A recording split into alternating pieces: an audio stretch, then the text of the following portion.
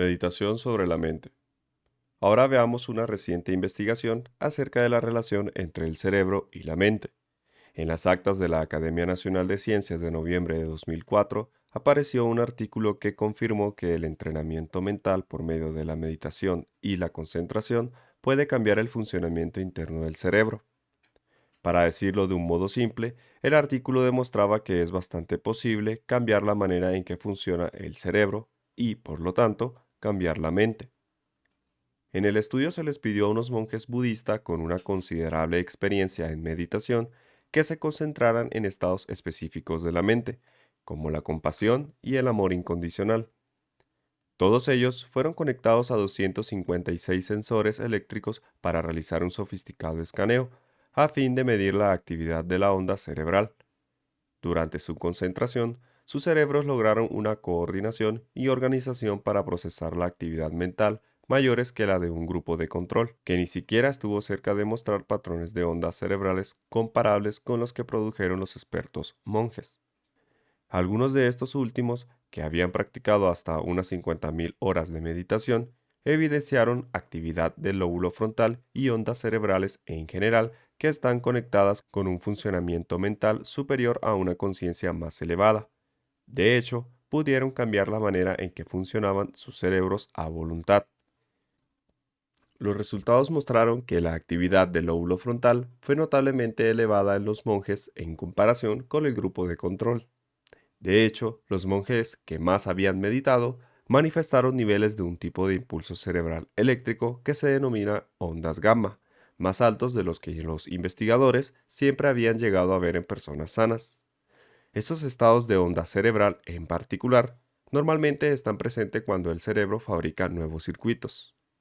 El lóbulo frontal izquierdo es el área del cerebro que se relaciona con la dicha. En uno de los monjes budistas, la actividad estaba tan resaltada en la región frontal izquierda que los científicos que llevaban a cabo el estudio dijeron que había de ser el hombre más feliz de la Tierra.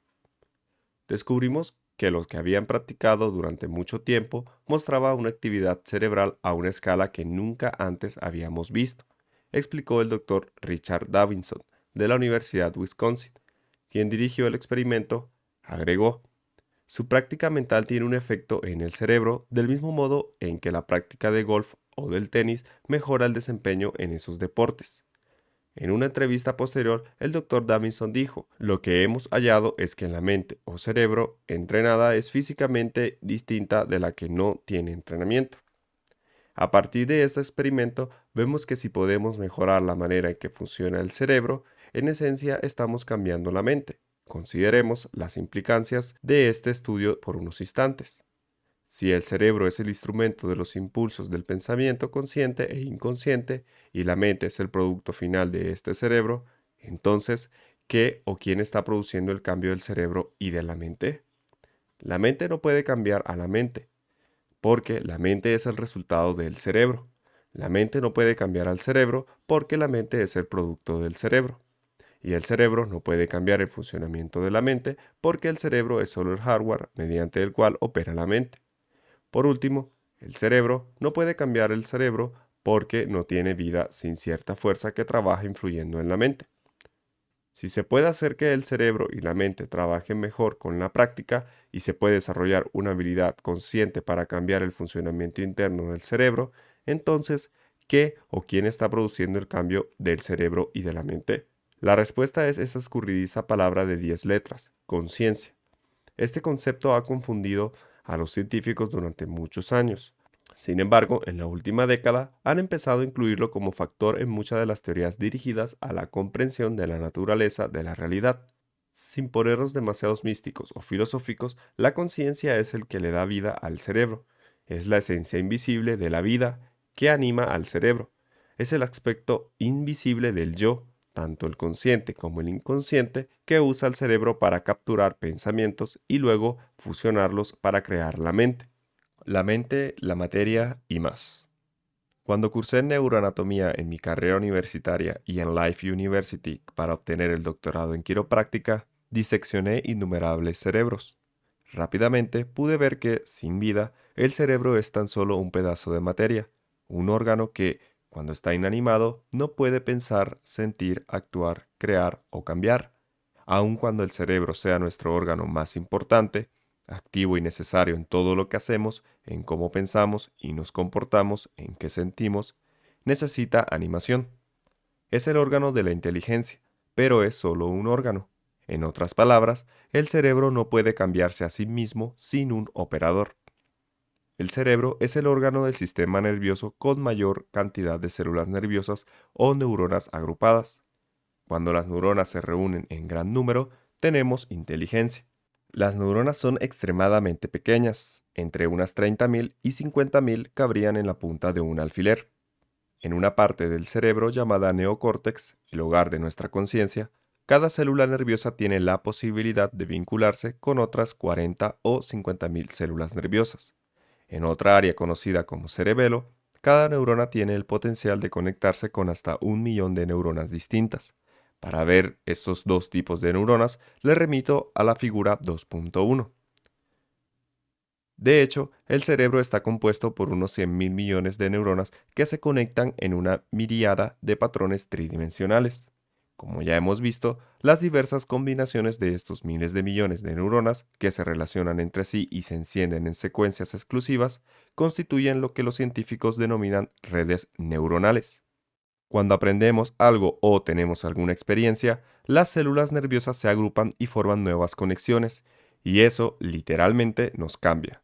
Dado que el cerebro humano admite tantas conexiones posibles entre las neuronas y dado que las neuronas pueden comunicarse directamente entre sí, el cerebro puede procesar el pensamiento, aprender cosas nuevas, recordar experiencias, realizar acciones, manifestar conductas y especular acerca de distintas posibilidades, por nombrar solo algunas cosas.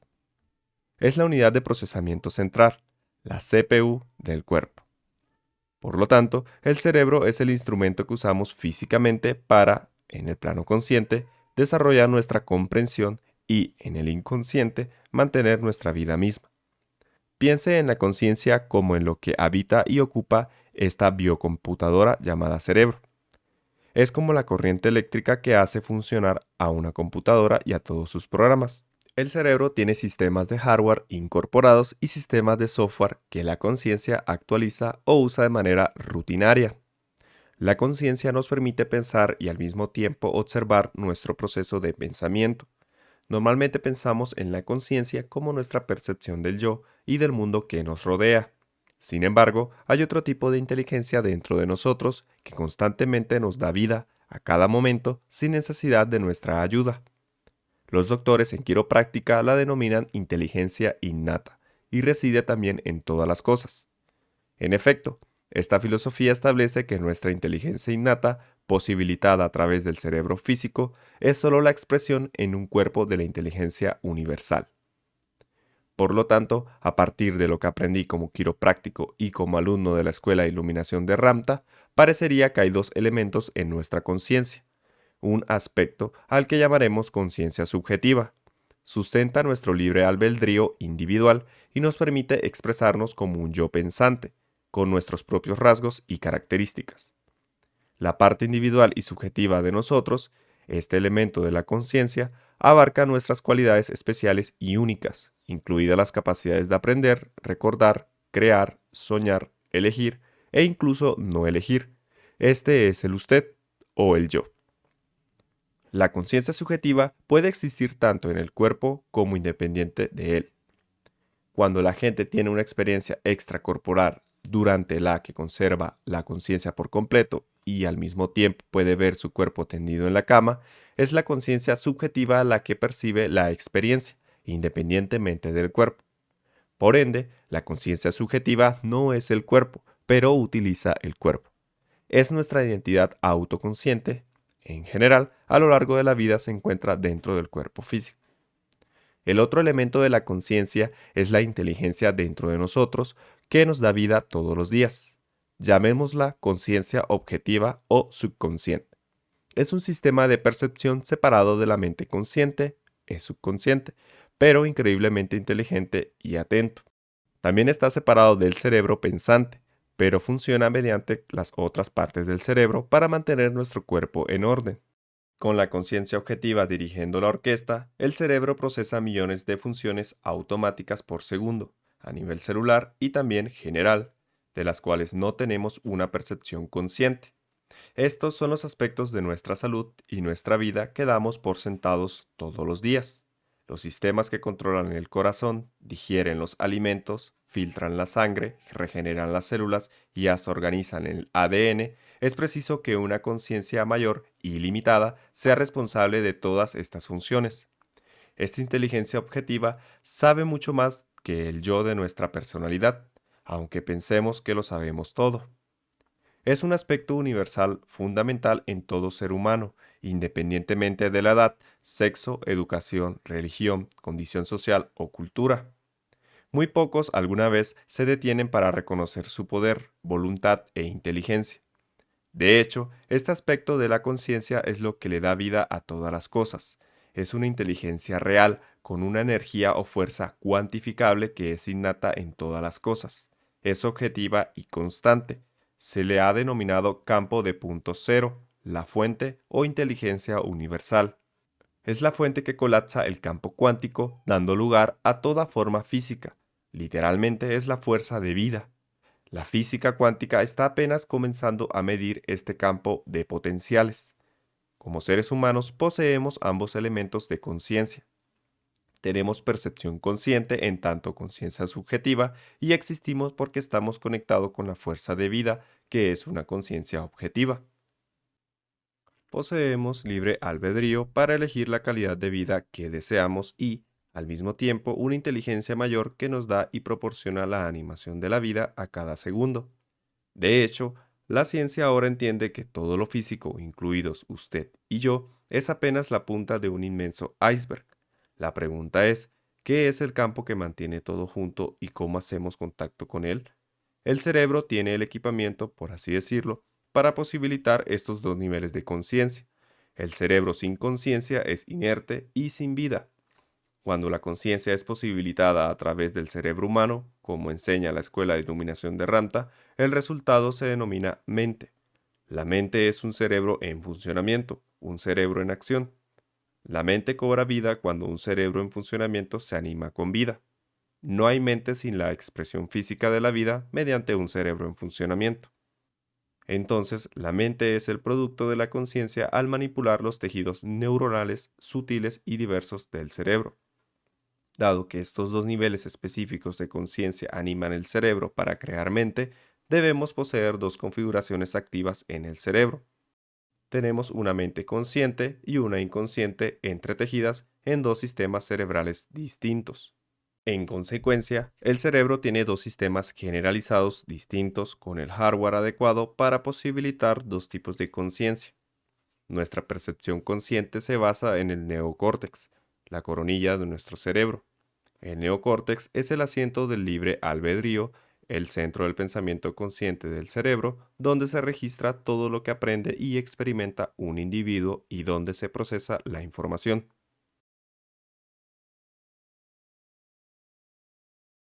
La disposición con que las células cerebrales se conectan entre sí en el neocórtex es lo que lo distingue a usted de cualquier otro individuo y lo que hace único e incomparable si observa la figura 2.2, verá el neocórtex.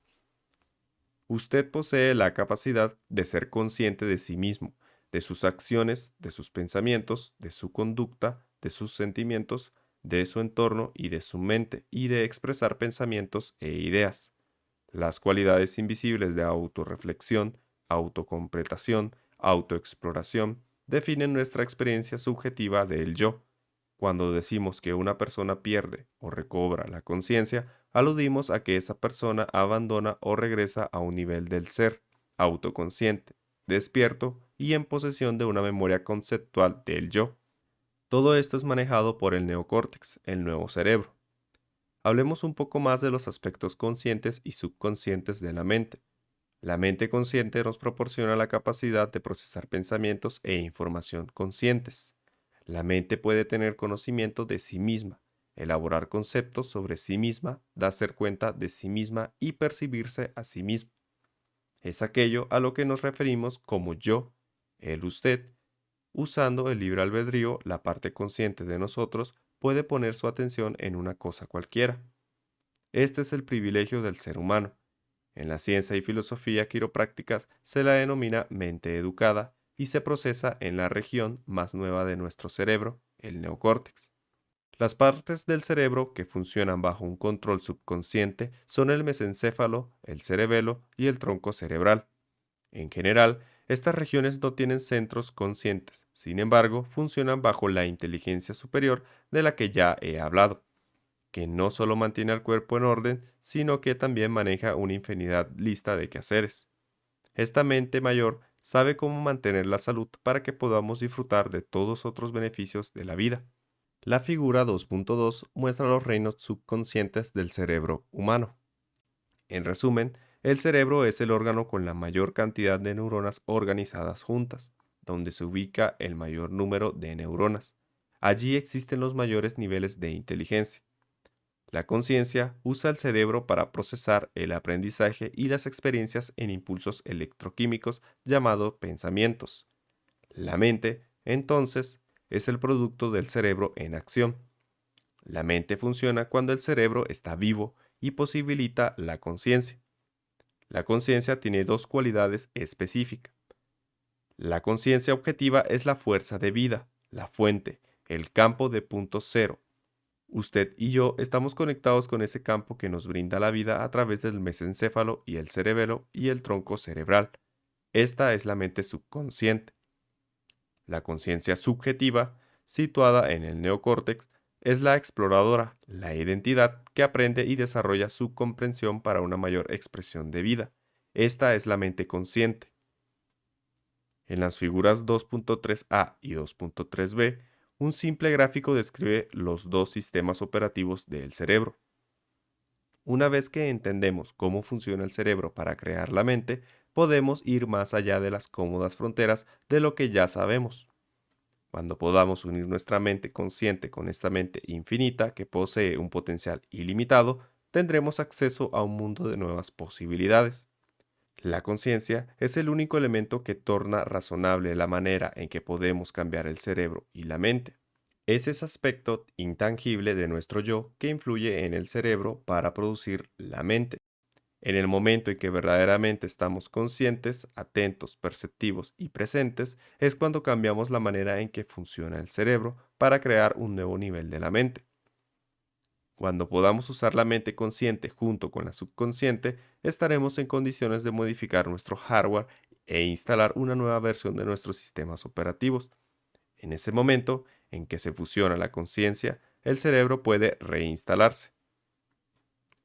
En el propósito de desarrollo de su cerebro es replantear las preguntas y brindarle información que pueda ayudarlo a comprender cómo el cerebro, la mente y la conciencia humanos interactúan para crear su salud y su experiencia de vida. Paso a paso, este libro va elaborando un modelo de trabajo para entender este maravilloso órgano llamado cerebro.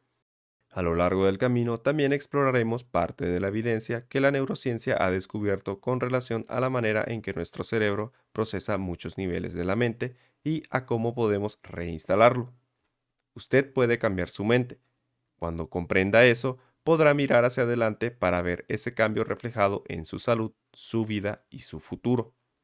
En el capítulo siguiente empezaremos por aprender acerca de las células nerviosas, cómo funcionan y se conectan entre sí, las distintas ramas del sistema nervioso y cómo actúan las diferentes secciones del sistema nervioso de diversas maneras para que nos mantengamos vivos y conservemos la salud.